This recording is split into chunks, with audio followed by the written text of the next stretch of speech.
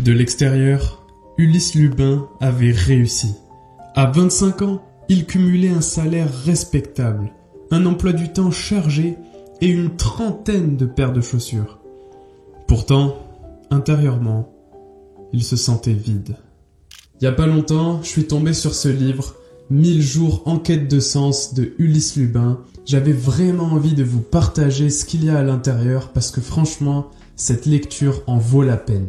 C'est un livre qui est sorti il y a à peine quelques mois et pourtant il fait déjà des dizaines de milliers de ventes et ce n'est pas pour rien. C'est parce que son histoire vaut le coup. Cette histoire est très inspirante. Mais avant que je te révèle son contenu, il faut que je m'assure que ce qu'il y a à l'intérieur est adapté pour toi. Parce que oui, ce livre ne s'adresse pas à tout le monde. Ce livre est parfait pour toi si tu es insatisfait de ton quotidien.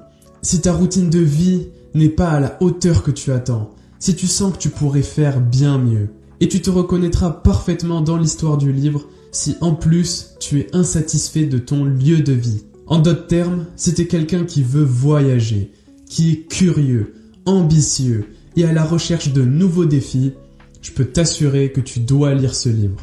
Mais tu vas me dire, pourquoi est-ce que moi, Mehdi Tilson, expert en organisation et en gestion du temps, pourquoi est-ce que je te parle de ce livre-là en particulier? Quel est le rapport avec la productivité? Eh bien, je vais tout expliquer en te décrivant les ressentis que j'ai eus dans ce livre. En fait, quand j'ai compris que ce livre parlait de challenge et plus particulièrement de 100 challenges, je me suis dit que c'était un livre parfait pour l'organisation. Je pensais que ce livre serait pertinent et que j'y trouverais des informations pratiques, des astuces concrètes à pouvoir appliquer dans mon quotidien. Et finalement, c'est pas vraiment ce que j'ai ressenti en lisant ce livre. C'est plutôt une histoire qui raconte des expériences de voyage dans le but de te motiver, de t'améliorer continuellement. Et en réalité, c'est vraiment un livre très inspirant, mais pas focalisé sur les actions concrètes à appliquer. D'ailleurs, sur les 100 challenges qu'il voulait réaliser, il n'en a cité que quelques-uns, on va dire une dizaine au total, les plus importants, mais il les a pas tous cités, alors que je m'attendais à ce qu'il les cite. Après, en faisant quelques recherches, j'ai réussi à trouver la liste des 100 challenges, je te la mets en description. Donc oui, l'aventure d'Ulysse Lubin est parfaite pour toi si tu as envie de te motiver, de passer à l'action, mais comment dire ?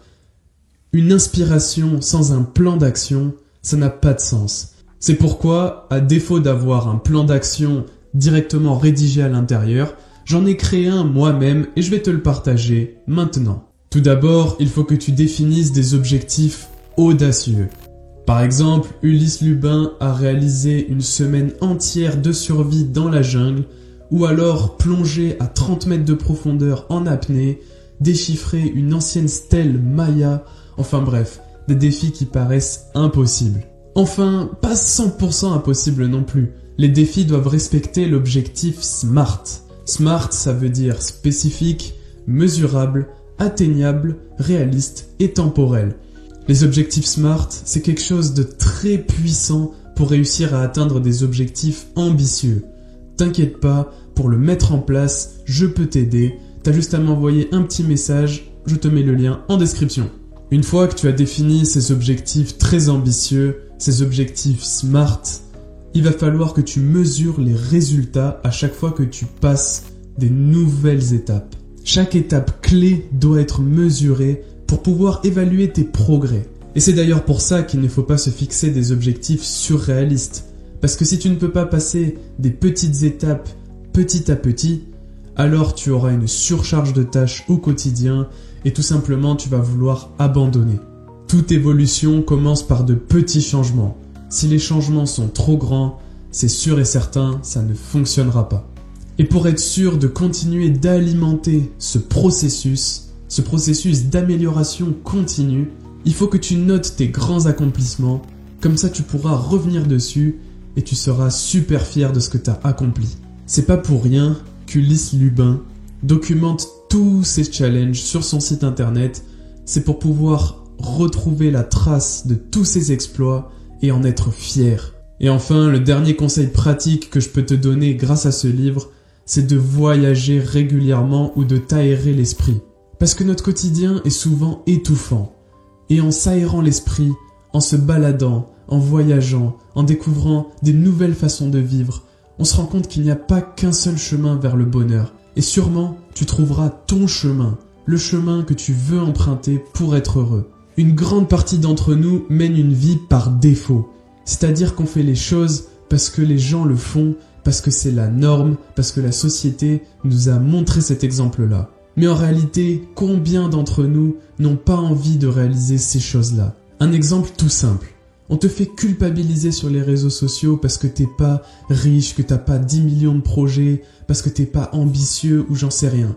Mais si ça se trouve, toi ce que tu veux, c'est pas ça. Peut-être que tu veux pas la dernière Ferrari, peut-être que tu veux pas crâner avec une montre à 300 millions d'euros. Toi, peut-être ce que tu veux, c'est de vivre dans la forêt, tranquillement, mener une vie simple. Ou peut-être que tu veux juste voyager, découvrir des nouvelles personnes, rencontrer des gens hors du commun. Pour moi, c'est vraiment ça que ce livre essaie de te raconter. C'est qu'il y a ta quête vers le sens de ta vie. Ne laisse jamais personne te faire croire que le chemin que tu as envie d'emprunter est le mauvais. Si tu le ressens au plus profond de toi-même, si tu sais que c'est le chemin que tu dois prendre, alors prends-le. N'oublie jamais cette phrase. Rien n'est impossible à qui rêve, ose, travaille et n'abandonne jamais. Si tu as aimé ce résumé de livre, je suis convaincu que tu vas adorer le résumé que j'ai fait du livre « Plus rien ne pourra me blesser » de David Goggins. C'est la vidéo la plus vue de ma chaîne. Je te la mets juste ici. On se retrouve là-bas.